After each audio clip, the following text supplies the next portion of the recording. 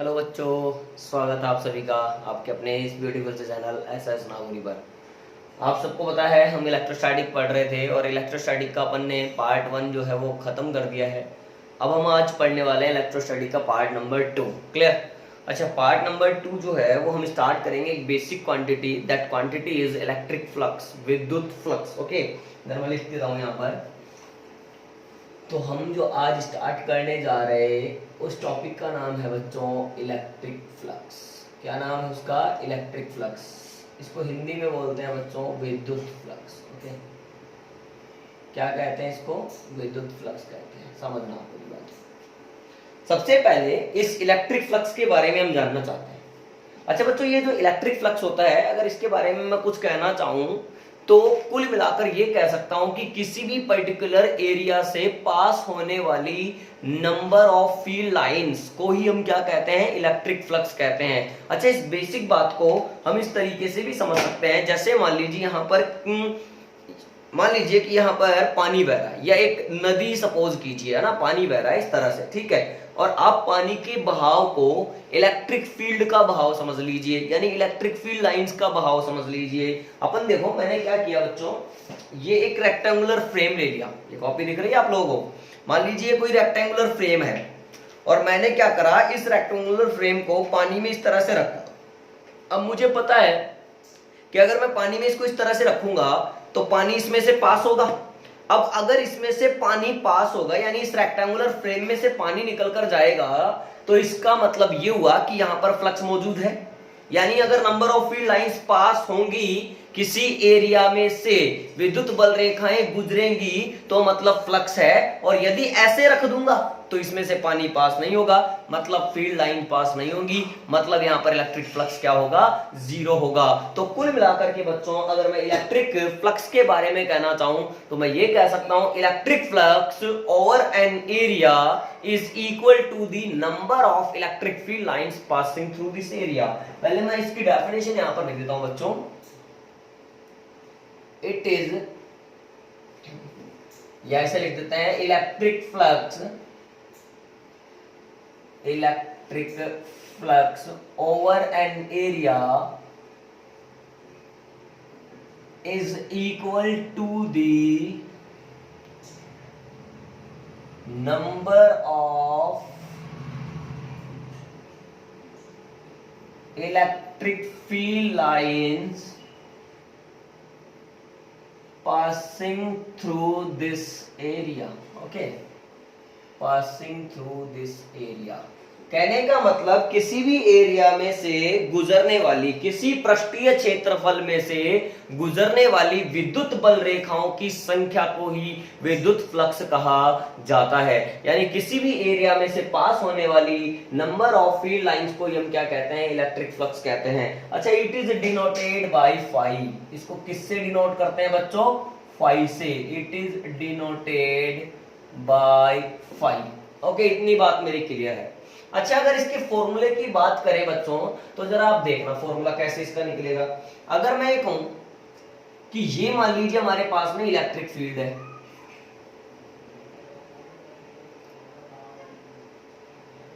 अब जरूरी नहीं है, जब मैंने भी कॉपी लेकर के आपको समझाया था, दोबारा से देख सकते हैं आप लोग। देखिए, मान लीजिए इलेक्ट्रिक फील्ड यूं है, तो मैं इस मार्कर को इलेक्ट्रिक फील्ड की डायरेक्शन समझ रहा हूं बच्चों, ठीक है।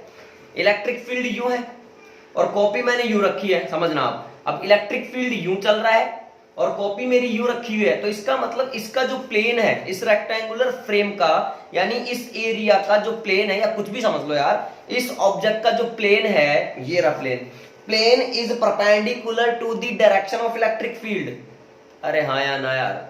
अरे इसका जो प्लेन है वो इसके परपेंडिकुलर है कि नहीं है? है ना? उस कंडीशन में फ्लक्स है।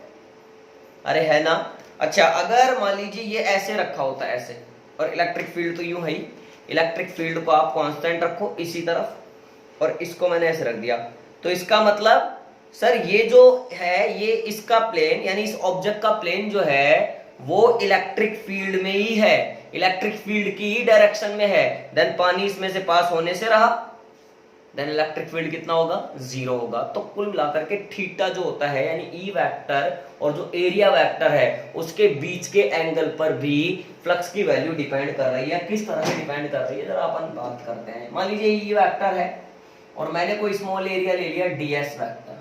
अब तुम लोग कहोगे कि सर ये एरिया जो है वो वेक्टर होता है क्या? नहीं बच्चों, अब चाहो तो कॉपी के ऊपर लिख लेना, समझा देता हूँ। एरिया जो होता है वो जरूरत के हिसाब से होता है। अगर देखो ना तो ये वेक्टर होता है ना ये स्केलर होता है। अगर मान लीजिए स्मॉल एरिया है, कैसा एरिया है बच्चों? स्मॉल। अगर स्मॉल एरिया है तो हम उसको वेक्टर की तरह ट्रीट कर सकते हैं। और अगर लार्ज एरिया है, क्योंकि लार्ज एरिया में डायरेक्शन बता पाना पॉसिबल नहीं है बच्चों, इसलिए इसको अपन स्केलर की तरह ट्रीट कर लेते हैं। क्लियर है? अब मैंने ds वेक्टर लिखा है, या फिर अपन फिजिक्स के लिए इस चैप्टर में जो भी एरिया यूज करेंगे बच्चों वो छोटा ही होगा, तो वो वेक्टर फॉर्म में ही लिया जाएगा। क्लियर है?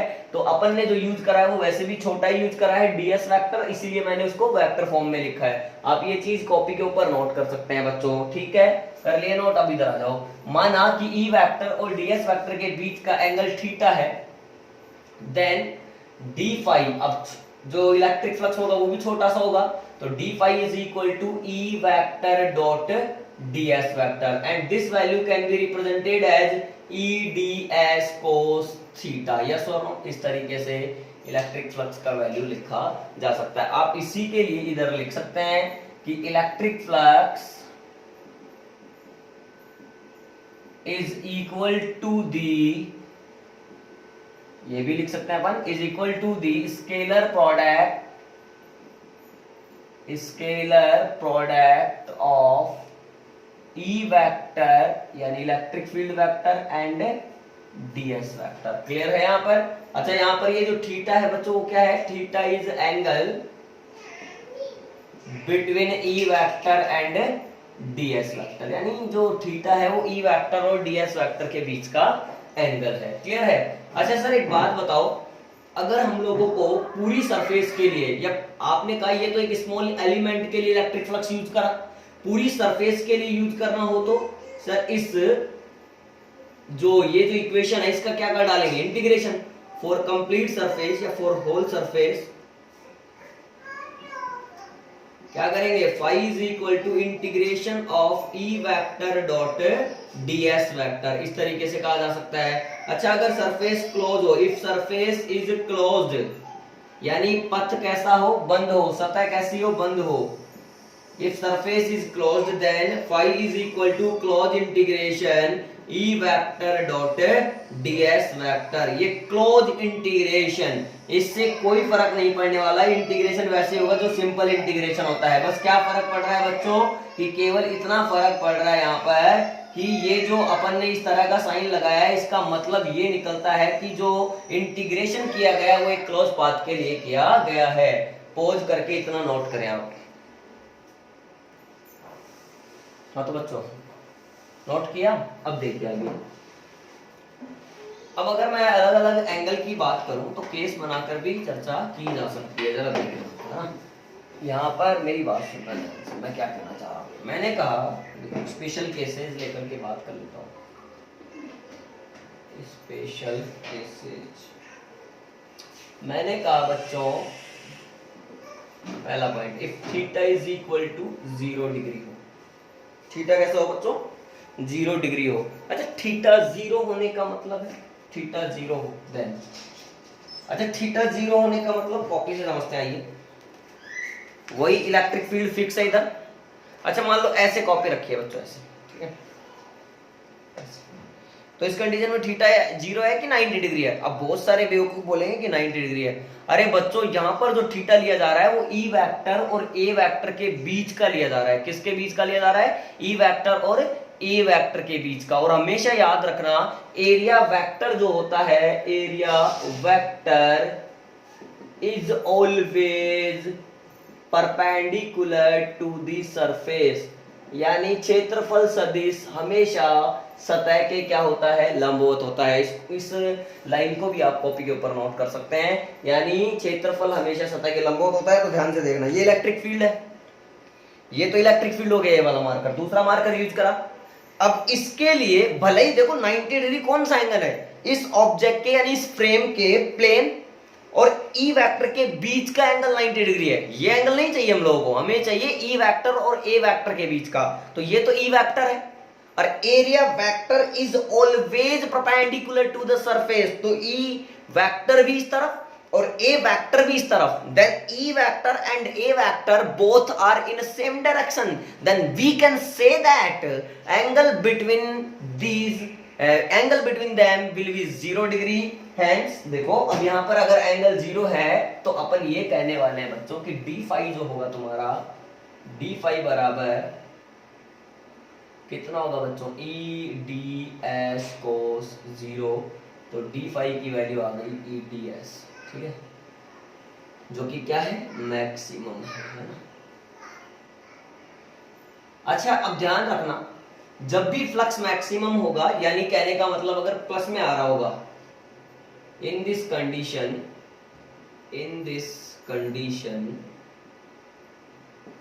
Flux is maximum comma positive, देखो अधिकतम है, धनात्मक है और साथ में ही आउटगोइंग है, यानी निर्गत फ्लक्स है। देखो अगर फ्लक्स आउटगोइंग होगा देन वो पॉजिटिव होगा, और अगर फ्लक्स इनकमिंग होगा यानी निवेशित होगा या प्रवेशित होगा तो वो नेगेटिव लिया जाएगा।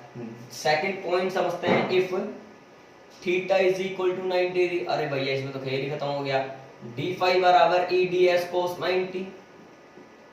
अब कोस 90 हमारा होता है 0, तो इसमें तो फ्लक्स की वैल्यू 0 कर दी। पॉइंट नंबर 3 समझना, if theta is equal to 180 degree then, यानी ई वेक्टर और डीएस वेक्टर एक दूसरे के एंटी पैरेलल हो, देन देखना, देन क्या आने वाला है, d phi is equal to E d s cos 180। अब कोस 180 की वैल्यू होती है -1, तो ये आ गया डी फाई बराबर माइनस का ई d S.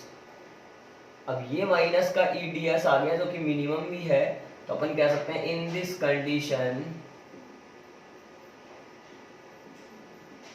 Condition flux is minimum comma negative and incoming, यानी ये कैसा हो गया बच्चों, प्रवेशित हो गया। क्लियर है क्या मेरी बात? पॉज करके नोट करें, क्वेश्चन करेंगे फिर।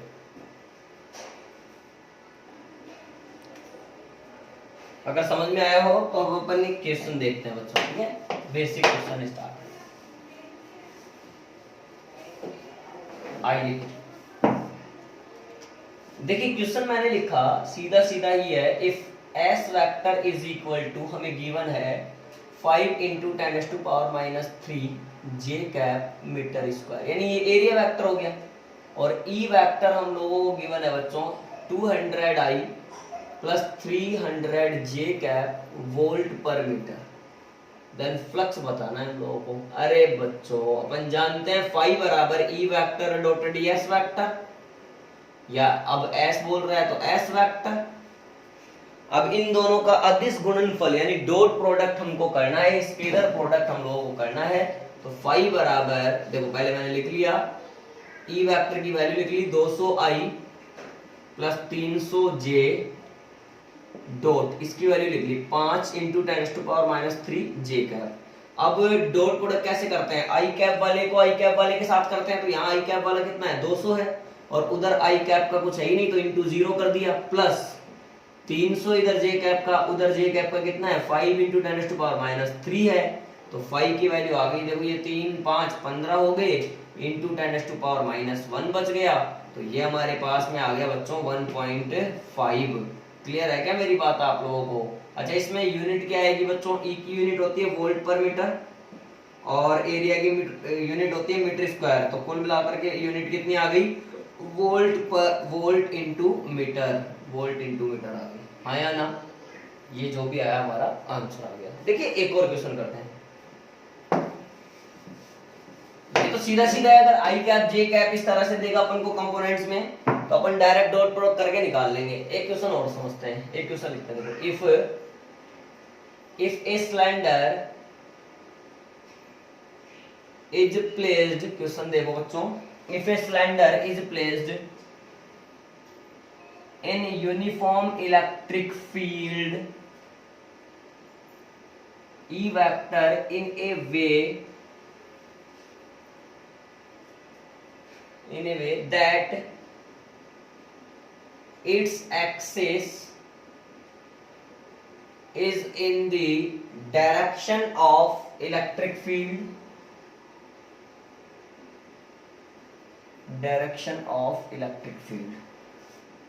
then find electric flux through this cylinder. अब मेरी बात समझो, ये बोल रहा है कि किसी बेलन को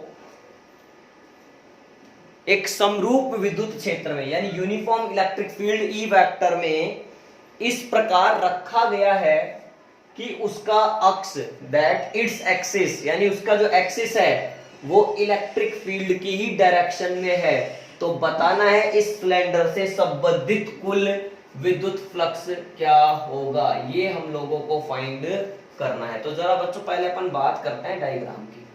मैंने बनाया यूनिफॉर्म इलेक्ट्रिक फील्ड, ये देखो ये यूनिफॉर्म इलेक्ट्रिक फील्ड है, समरूप विद्युत क्षेत्र।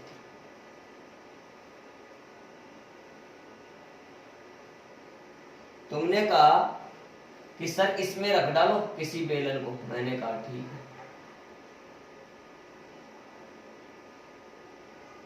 तुमने कहा सर इतना बड़ा करने की जरूरत क्या है, छोटा कर लो, मैंने कहा और बढ़िया बात, ये लो केवल सिलेंडर बना लेते हैं इस प्रकार से। बोल रहा है इसका जो एक्सिस है वो इलेक्ट्रिक फील्ड की डायरेक्शन में है, यानी इलेक्ट्रिक फील्ड की डायरेक्शन ये हो गई, हमने मान ली। अब जब भी बच्चों सिलेंडर की बात आएगी, जैसे मार्कर देख लो आप, सिलेंड्रिकल है, बेलनाकार है, तो अपन 3 सरफेस अज्यूम करेंगे, कुछ भी मान ले, किसी को कुछ भी नाम दे दें। दिस इज 1 2 एंड 3, ये 3 हो गए, देखो 1 2 और ये 3, क्लियर। तो देखो यहाँ पर मैंने क्या करा, ये S1 किसी को कुछ भी नाम दो, ये S2 और ये S3। अब तीनों सरफेस के लिए बात करूंगा, तीनों पर मैंने स्मॉल एलिमेंट अल्पांश मान लिया, यहाँ पे मान लिया। अब देखना ध्यान से देखें तो ई वेक्टर जो है बच्चों फिक्स है, तो इसके लिए बात करें S1 के लिए तो ई वेक्टर ऐसा।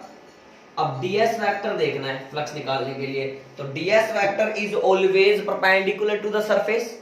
ये सतह है तो इस सतह के हमेशा लंबवत ऐसे होगा, यानी इसके परपेंडिकुलर ऐसे होगा। यहां पर एरिया वेक्टर ऐसे होगा और यहां पर एरिया वेक्टर ऐसे होगा, क्लियर है। तो यहां देखें तो ध्यान से देखो, इसका एरिया वेक्टर इधर आ जाएगा ds वेक्टर, इसका एरिया वेक्टर बच्चों इधर ही आएगा, इसका ई वेक्टर यहाँ है लेकिन ds वेक्टर ऐसे होगा, यस और नो। तो फाई इज इक्वल टू आएगा φ1 प्लस φ2 प्लस φ3। φ1 जो लिखोगे ई ds कोस 180 हो गया, तो ये थीटा 180 हो गया, दोनों एक दूसरे के अपोजिट डायरेक्शन में है, प्लस S2 सरफेस के लिए दोनों सेम डायरेक्शन में है तो थीटा 0 हो गया, ई ds कोस 0, प्लस यहाँ पर दोनों एक दूसरे के लिए परपेंडिकुलर है तो थीटा इतना हो गया 90 डिग्री हो गया, ठीक है। यहाँ पर कोस 180 की वैल्यू होती है माइनस का 1 तो ये आ गया माइनस ई ds, कोस 0 की वैल्यू होती है प्लस का 1 तो ये आ गया प्लस ई ds, कोस 90 की वैल्यू होती है 0 तो ये वैसे खत्म हो गया, प्लस ई ds माइनस ई ds कैंसिल आउट, यानी आंसर कितना है बच्चों 0। तो हमेशा ध्यान रखना कि अगर किसी भी ऑब्जेक्ट को यूनिफॉर्म इलेक्ट्रिक फील्ड में रख दिया जाए देन उससे एसोसिएटेड फ्लक्स कितना होता है बच्चों 0 होता है, क्लियर है क्या मेरी बात। इस तरीके से आप इसको रिजल्ट के रूप में भी याद रख सकते हैं। ओके, फटाफट पॉज करके आप इसको नोट करें।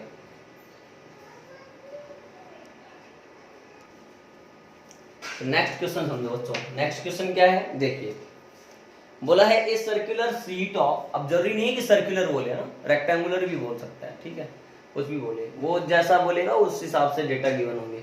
A circular sheet of, circle है तो रेडियस है, a circular sheet of radius 5 centimetre is placed in a uniform electric field of strength 5 into 10⁵ volt पर मीटर इन ए वे। पहले सुनो, बोल रहा है एक 5 सेंटीमीटर त्रिज्या की वृत्ताकार परत या शीट को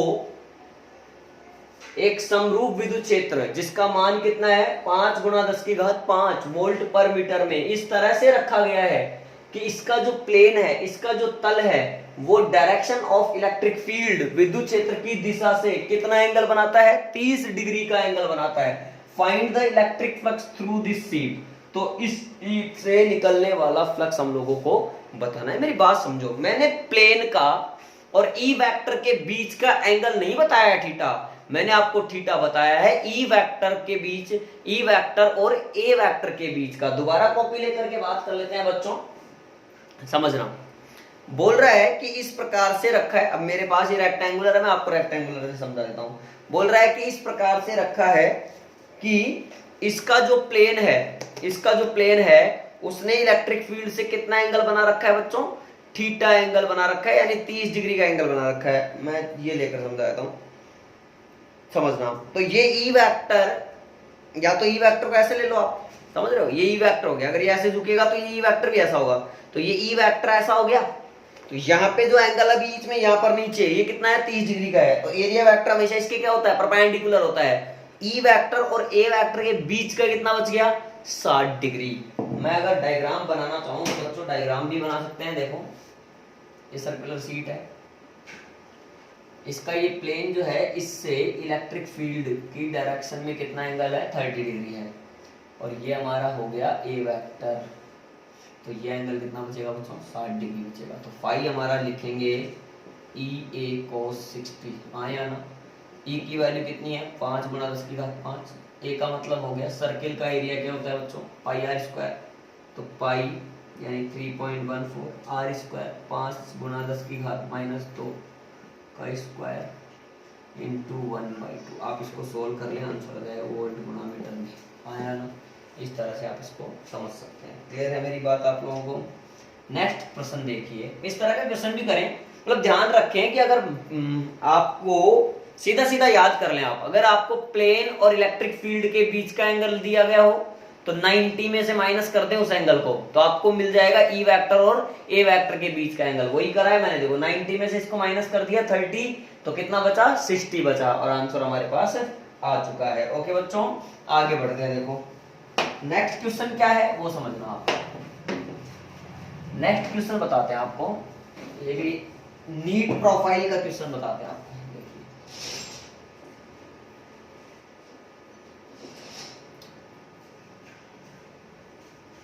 समझना, ये 3D में मैंने बना लिया x, y और z। तुमने कहा यहां पर भी एक सर्कुलर है, यहां पर भी एक सर्कुलर शीट है, और यहां पर भी एक सर्कुलर शीट है। सर्कुलर है, सर्कुलर सर्कुलर सर्कुलर लिख दिया मैंने। सबकी रेडियस कितना है r है। यहां पर बोला है if E vector is equal to 2i plus 3j minus 4k cap हो, then find flux through each surface. इसको जैसे मान लो क्वेश्चन में दिया गया हो 1, 2 और 3, तो हम जो 1, 2 और 3 तीनों के बारे में चर्चा करनी है बच्चों, समझना। अब मैंने कहा था कि अगर ई वेक्टर और एरिया वेक्टर के लिए हमें आई कैप, जे कैप और के कैप में दे रखा हो तो सीधा क्या करते हैं डॉट प्रोडक्ट करते हैं। लेकिन यहाँ पर दिक्कत यह है कि ई वेक्टर जो है वो तो हमें आई, जे और के पदों में दे रखा है, लेकिन एरिया वेक्टर सर मैग्नीट्यूड होता है पाई आर स्क्वायर। डायरेक्शन का गेम बनाना पड़ेगा। अरे बच्चों बना लेंगे, देखो 4, 1 पहली सरफेस के लिए। देखो ई वेक्टर तो फिक्स है, अपन क्या लिख रहे हैं एरिया वेक्टर लिख रहे हैं पहले, तो S1 देखना पाई आर स्क्वायर, मैग्नीट्यूड आ गया। डायरेक्शन कहां रखा हुआ है ये XY प्लेन में। अब XY प्लेन में रखा हुआ है तो इस सर्कुलर शीट की जो डायरेक्शन होगी वो X के भी परपेंडिकुलर होगी और Y के भी परपेंडिकुलर होगी, यानी वो कहां पर होगी बच्चों K कैप में होगी। यानी X तो होता है I कैप में, ये होता है J कैप में, इन दोनों के जो परपेंडिकुलर होता है वो कहां होता है K कैप में। तो आंसर आ चुका है आपका। तो phi 1 is equal to 2i plus 3j minus 4k cap dot pi r square के कैप। अब वही बात, आई और जे वाला वहां 0 है तो इनसे तो 2 इंटू 0 प्लस 3 इंटू 0, लेकिन यहां बच गया बच्चों माइनस, यानी प्लस ले लो, -4 इंटू पाई आर स्क्वायर। हाँ या ना? अरे आ रहा है क्या समझ में? तो आंसर कितना आएगा बच्चों? 4 पाई माइनस का 4 पाई आर स्क्वायर। क्या यही आंसर बचेगा? इसी प्रकार से 4 कर लो। दूसरा रखा हुआ है वाई जेड में, तो इसके एरिया वेक्टर की डायरेक्शन कहां होगी बच्चों, जरा मुझे बताओ आप। एरिया वेक्टर की डायरेक्शन होगी सर आई कैप में, तो ये हो जाएगा पाई आर स्क्वायर आई कैप। तो 5 कितना आएगा, डायरेक्ट लिखें आप, केवल आई वाले को मल्टीप्लाई कर लें, प्लस का 2 पाई आर स्क्वायर। हाँ या ना? अच्छा 4 3 की बात करें तो S3 जो है वो देखो एक्स जेड में रखा है ना, तो कहां पर होगी, जे कैप में, तो यानी ये हो गया पाई आर स्क्वायर जे कैप। समझ में आ रहा है? अच्छा 5 3 कहां हो जाएगा बच्चों, जे कैप में, यानी 3 पाई आर स्क्वायर। हाँ या ना? मजे की बात यह है कि ये दोनों प्लस आ रहे हैं तो ये आउटगोइंग फ्लक्स है, और अगर ये माइनस आ रहा है तो ये कैसा है, इनकमिंग है। मैं लिख देता हूं यहाँ पर, माइनस आ रहा है मतलब ये तो हो गया इनकमिंग, और ये दोनों प्लस क्या आ रहे हैं, ये कैसे हो गए बच्चों, आउटगोइंग हो गए। क्लियर है क्या मेरी बात आप लोगों को बच्चों? समझ में आया? हम लोगों को इसमें केवल कंफ्यूज करने के लिए एरिया वेक्टर नहीं दिया, उसका रेडियस दे दिया सर्कल का, तो क्या दिक्कत हो गई बच्चों? कोई दिक्कत नहीं है। बोला है एक्स वाई प्लेन में रखा है तो हमें पता है इसका एरिया कहां पर होगा, के कैप में होगा। बोला ये वाई जेड में रखा है तो इसका एरिया कहां होगा, आई कैप में होगा।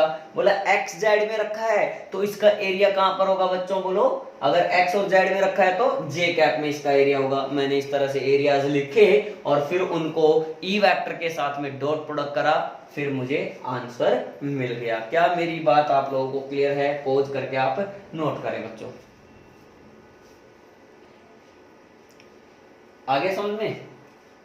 अब बच्चों देखो अपन जो है इलेक्ट्रिक फ्लक्स की पूरी कुंडली बना चुके हैं। इलेक्ट्रिक फ्लक्स मैंने आपको एक क्वांटिटी समझाई। मैंने कहा कि किसी भी पृष्ठीय क्षेत्रफल में से गुजरने वाली विद्युत बल रेखाओं की संख्या, यानी number of field lines passing through an area is known as electric flux. फिर उसका फॉर्मूला अपन ने डिस्कस करा, phi is equal to E vector dot DS vector, उसी को लिख दिया ई डीएस कोस थीटा। अब इस पर बेस्ड मैंने आपको कई प्रकार के क्वेश्चन करवाए ताकि आप लोगों को इसका पूरा कॉन्सेप्ट क्लियर हो जाए। अब थोड़ा आगे बढ़ते हैं बच्चों, अपन अब एक इंपॉर्टेंट लॉ के बारे में डिस्कस करने जा रहे हैं। That law is Gauss law. Clear? उसको कहते हैं गॉस का नियम। किसका नियम बच्चों? गॉस का नियम, गॉस लॉ। कौन सा लॉ?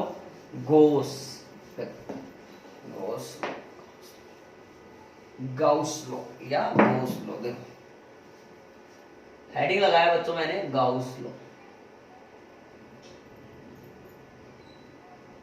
गॉस का नियम। किसका नियम बच्चों? गॉस का नियम। समझना मेरी बात को, ये बोर्ड के लिए भी एक इंपॉर्टेंट टॉपिक है बच्चों, है ना। इलेक्ट्रिक फ्लक्स भी हमारे बोर्ड में ही है बच्चों, सारी चीजें बोर्ड में तो है ही है। गॉस लॉ ये क्या कहता है सुनिएगा, पहले हिंदी में बता रहा हूं फिर इंग्लिश में बोलूंगा, ठीक है बच्चों? पहले सुनना। इस नियम के अनुसार किसी भी बंद पृष्ठ से, तो पहली बात दिमाग में समझ में आई कि इस नियम में बंद पृष्ठ जरूरी है, क्लोज सरफेस जरूरी है। क्लियर? इस नियम के अनुसार किसी बंद पृष्ठ से निर्गत कुल विद्युत फ्लक्स का मान उस बंद पृष्ठ में उपस्थित सभी आवेशों के बीजगणितीय योग का 1/ε0 गुना होता है। मेरी बात समझना, ये कह रहा है अकॉर्डिंग टू दिस लॉ, मैं समझा दूंगा बच्चों, पहले मैं लिख देता हूं इसको पूरा। According to this law electric flux through a closed surface, किसी भी बंद पृष्ठ से निर्गत कुल विद्युत फ्लक्स का मान, यानी किसी भी क्लोज सरफेस के लिए या उससे एसोसिएटेड टोटल फ्लक्स जो होता है, is equal to the 1/ε0 times of total charge total charge enclosed by that surface. मेरी बात समझो, ये कह रहा है कि किसी भी बंद पृष्ठ से निर्गत कुल विद्युत फ्लक्स का मान उसमें उपस्थित कुल आवेश का 1/ε0 गुना होता है। यानी उस बंद पृष्ठ में, उस क्लोज सरफेस में जो चार्ज एनक्लोज्ड है, उस टोटल चार्ज का 1/ε0 टाइम्स है क्या, इलेक्ट्रिक फ्लक्स। अच्छा बच्चों, हमें जो चार्ज लेना होगा वो उस पर्टिकुलर बंद सरफेस, क्लोज सरफेस के इनसाइड जितना भी चार्ज होगा वो चार्ज हम लोगों को यूज करना होगा। कई बार क्वेश्चन में कंफ्यूज करने के लिए मैं ऐसे बोलेगा ये +2 है, ये -3 है, बोलेगा यहाँ +1 है, तो हम लोगों को केवल ये अंदर वाला ही चार्ज लेना है अगर फ्लक्स कैलकुलेट करना है तो। क्लियर है? बोले तो अंदर वाला कितना बचा, +2 -1, यानी कितना बचा, -1। तो नेट चार्ज यहाँ पर कितना है, -1 है। तो यहाँ के लिए -1/ε0 आ गया आंसर। मैं बता रहा हूँ बच्चों, देखो आपको पूरा और समझा रहा हूं। तो phi is equal to, flux को अपन ऐसे लिखते ही हैं, close integration E dot ds। अब बोल रहा है 1/ε0 टाइम है किसका, टोटल चार्ज का। टोटल के लिए सिग्मा यूज कर लिया तो सिग्मा क्यू का 1/ε0 यानी सिग्मा क्यू इंटू 1/ε0। तो बच्चों मैंने इसको लिख डाला सिग्मा क्यू बटे ε0। हाँ या ना, क्या मेरी बात आप लोगों को क्लियर है? आगे बढ़ते हैं बच्चों, इसका एक फॉर्मेट और बना सकते हैं। Again we know that coulomb जो नियतांक होता है, कूलम कांस्टेंट के 1/4πε0 होता है। तो यहां से 1/ε0 की वैल्यू निकाल के कितना लिख दिया, 4πk लिख दिया। अब यहां पर 1/ε0 की जगह 4πk भी यूज कर सकते हैं, फ्रॉम इक्वेशन 1 एंड 2 कह दिया, फ्रॉम इक्वेशन 1 एंड 2 कह दिया। तो देखो क्या आया, phi is equal to close integration E dot ds is equal to sigma q upon ε0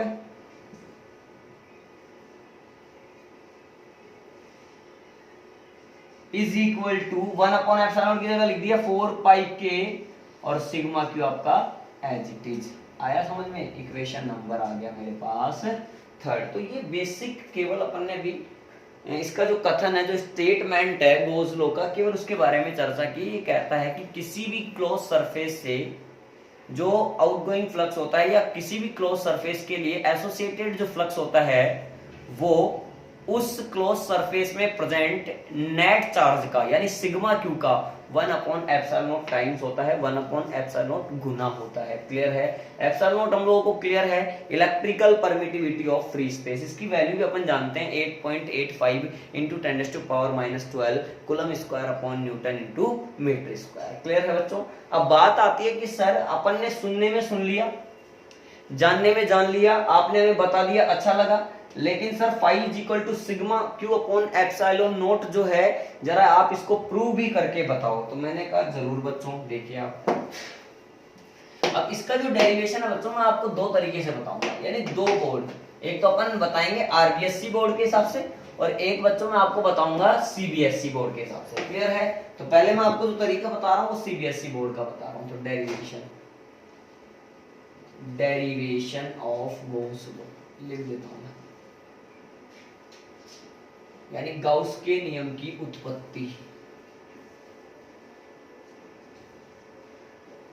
Gauss के नियम की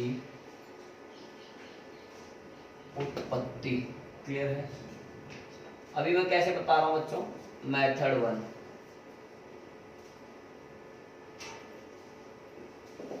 ये कौन सा मेथड है? सीबीएसई का मेथड है ना, central board of secondary education. ठीक है, मेथड 1। अपन ने क्या करा, यहां पर एक स्फेरिकल बॉडी ले ली जिसकी रेडियस अपन ने कहा स्मॉल r है, और इसके सेंटर पे एक +q चार्ज रख दिया। ठीक है, इसके एनक्लोज करके एक +q चार्ज रख दिया। इसकी रेडियस r है, तो इस +q चार्ज की वजह से जो इलेक्ट्रिक फील्ड होगा वो ऐसे होगा, E वेक्टर। और ध्यान से देखें तो यहां पर एक बात और हम लोगों को समझ में आ रही है कि +q की वजह से अगर इलेक्ट्रिक फील्ड ऐसे है तो किसी भी कंडक्टिंग सरफेस के लिए या सरफेस के लिए area vector is always perpendicular to that surface. तो ds वेक्टर भी इधर होगा तो अपन वी नो दैट, सीधा सीधा फॉर्मूला बनाए बच्चों, तो वी नो दैट करके हम कह सकते हैं फाई बराबर close integration E dot D S vector. यहां पर फाई बराबर अपन ने कहा ई d s cos zero, because theta यहां पर कितना है, जीरो है। तो फाई बराबर ई की वैल्यू लिख सकते हैं बच्चों, कितनी आएगी, के क्यू अपॉन आर स्क्वायर। अगर इस पॉइंट पर आपने बात करी है तो, अरे इस पर एलिमेंट बार के बात कर लो यार, और तो क्या है, तो ये k q upon r square, k q upon r square into d s. ध्यान से देखना, के यानी 1/4πε0 क्यू अपॉन आर स्क्वायर, बाहर आ जाएंगे। अच्छा ये आर भी कांस्टेंट है बच्चों, क्यों, क्योंकि पॉइंट आप यहां मानो, यहां मानो, यहां मानो, ये पूरी डिस्टेंस हमेशा क्या रहने वाली है, कांस्टेंट रहने वाली है, आर ही रहने वाली है। अंदर डीएस बचेगा, क्योंकि आपको थोड़ी ना पता है कि एलिमेंट कितना बड़ा मानना है, इतना बड़ा मानना है या इतना बड़ा मानना है, वो तो वेरी कर रहा है लगातार। अच्छा डीएस एक छोटे से एलिमेंट का एरिया है, अगर मैंने उसका कर डाला क्या, इंटीग्रेशन, तो फिर वो पूरा नेट एरिया हम लोगों को दे देगा। तो देखो क्या लिखने वाला हूं मैं, 1/4πε0 क्यू अपॉन आर स्क्वायर। अब इसका पूरा जो एरिया लेंगे बच्चों, गोले का पृष्ठीय क्षेत्रफल यानी एरिया ऑफ स्फीयर कितना लेते हैं, 4πr²। 4π ने 4π को मार दिया, आर स्क्वायर ने आर स्क्वायर को मार दिया। बच्चों आंसर कितना आया, Q अपॉन एप्सिलॉन नॉट। क्या लगता है इस सरफेस के लिए, इस क्लोज सरफेस के लिए जो टोटल चार्ज एनक्लोज था वो कितना था, प्लस क्यू ही था। तो हमारा आंसर भी तो यही आना चाहिए था, सिग्मा क्यू बटे एप्सिलॉन। अब यहाँ सिग्मा क्यू की वैल्यू कितनी है, क्यू है, तो आंसर आया Q अपॉन एप्सिलॉन नॉट। इसका मतलब ये जो गॉस की बात है वो बिल्कुल 100% सही है, हाँ या ना। फटाफट पॉज करके आप इसको नोट करें बच्चों।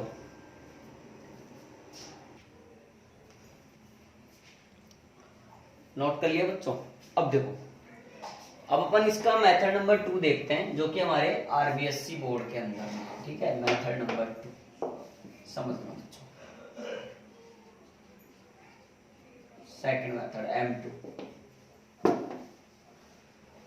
मेथड 1 में अपन ने क्या करा है, एक सिमेट्रिकल बॉडी ली है, यानी कि स्फेरिकल बॉडी ली थी।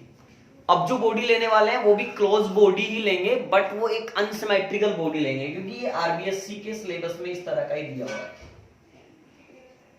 अपन ने एक अनसिमेट्रिकल बॉडी यूज करी, कुछ भी ऐसे चबाक, और यहां पर कहीं पर अपन ने एक प्लस क्यू चार्ज एनक्लोज कर दिया इसके अंदर। माना कि इससे आर डिस्टेंस पर, ये जो सरफेस है इसकी डिस्टेंस यहां पर आर है, एक स्मॉल एलिमेंट ले लिया, और इस स्मॉल एलिमेंट ने यहां एंगल सबटेंड किया पॉइंट ओ पर कितना, डी ओम। सिंबल दे दिया, अभी समझना, उसको क्यूब एंगल बोलते हैं बच्चों, क्योंकि 3D ऑब्जेक्ट है। ठीक, प्लस 2 की वजह से ई वेक्टर ऐसा होगा। लेकिन पिछले मेथड में क्या था कि ऑब्जेक्ट सिमेट्रिकल था, तो डीएस वेक्टर भी ई की डायरेक्शन में ही था। लेकिन हर बार ऐसा हो कोई जरूरी नहीं है। तब की बार हमने क्या करा, डीएस वेक्टर की डायरेक्शन को ई वेक्टर से कितने एंगल पर ले लिया, थीटा एंगल पर ले लिया। अब प्रूव क्या करना है, वही phi is equal to q upon epsilon naught ही प्रूव करना है। चूंकि ये आरबीएससी का मेथड है, तो हमें यहाँ पर अगर बोर्ड में आ जाता है तो कुछ थोड़ी बहुत थ्योरी भी इसमें लिख करके बतानी पड़ेगी बच्चों। तो मैं आपको थ्योरी समझा देता हूँ और शॉर्टकट में लिख भी देता हूँ। ठीक है, let an unsymmetrical body, unsymmetrical closed body and a plus q charge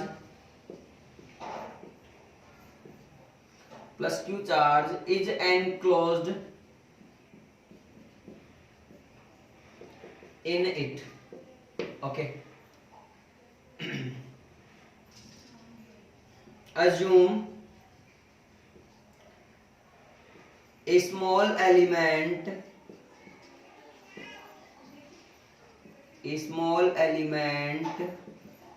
ds vector on the surface of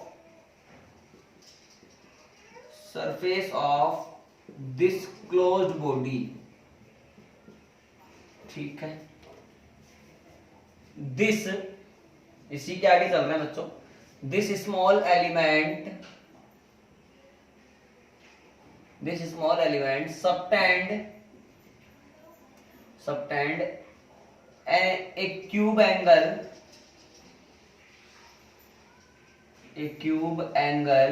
d on at point O. Clear? Here theta is angle between E vector and ds vector. We have to find electric flux through this closed surface. तो बच्चों इस तरह से आप इसकी theory cover कर सकते हैं, ठीक है। तो वी नो दैट, सीधा अब मैं चालू हो रहा हूं बच्चों, फॉर्मूला जो अपन जानते हैं वही मैं लिखने वाला हूं। Phi is equal to close integration E vector dot DS vector. अगर इसको लिखेंगे पूरा तो ये आ जाएगा E d s cos theta. अब बच्चों ई की वैल्यू जो आएगी यहाँ प्लस क्यू से आर डिस्टेंस पर वो कितनी आएगी, वही के क्यू अपॉन आर स्क्वायर आएगी, और ds cos थीटा आपका एज इट इज आएगा। तो यहाँ पर वापस से ध्यान से देखोगे आप तो k यानी 1/4 पाई एप्सिलॉन बाहर आ गया, q आपका बाहर आ गया, है ना, q बाहर आ गया, q/4 पाई एप्सिलॉन बाहर आ गया, लेकिन अंदर क्या बचा, ds cos theta upon r square. अच्छा इनको सारा अंदर क्यों रख लिया बेटा, ds तो मैंने पिछले केस में बताया था, एलिमेंट कितना बड़ा कितना छोटा लेंगे ये अपन नहीं बता सकते हैं, फिक्स थोड़ी ना है, तो इसको वेरी करा जा सकता है। थीटा भी पता नहीं, अनसिमेट्रिकल बॉडी है, थीटा कम ज्यादा हो सकता है, तो थीटा भी वेरी कर रहा है, तो इसका मतलब कोस थीटा भी वेरी करेगा। अगर आर स्क्वायर, सर अब हर एक डिस्टेंस अपने आप में अलग अलग है, ये वाला डिस्टेंस और ये वाला डिस्टेंस अलग है, ये वाला डिस्टेंस और ये वाला डिस्टेंस अलग है, तो इसका मतलब आर भी वेरी कर रहा है यहाँ पर, ठीक है ना, तो इसलिए मैंने आर को भी अंदर रख लिया। इक्वेशन नंबर ये आ गया मेरे पास में बच्चों 1। अब ध्यान से देखना, यहाँ पर जो है बच्चों ds cos theta upon r square, here ds cos theta upon r square represent the small cube angle या solid angle subtended by this small element at the point O। कहने का मतलब ये ds cos theta upon r square जो है वो अल्पांश द्वारा इस स्मॉल एलिमेंट की वजह से इस O पॉइंट पर बनाए गए घन कोण यानी क्यूब एंगल को रिप्रेजेंट करता है। तो मैं कह सकता हूं here ds cos theta upon r square represents cube angle subtended by small element represent cube angle subtended by small element at point O। ठीक है, it is denoted by d ohm या d omega, hence again from equation 1 वापस से मैंने पूरा equation लिखा, phi is equal to q upon 4 pi r square बच्चों, sorry 4 pi epsilon not.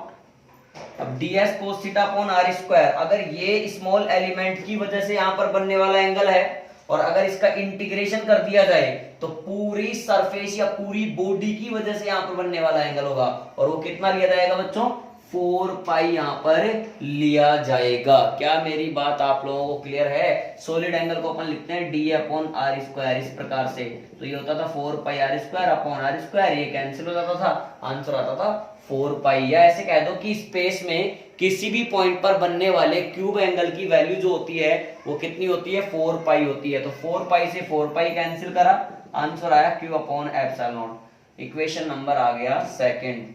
यहां पर बच्चों आप लिख सकते हैं कि क्यूब एंगल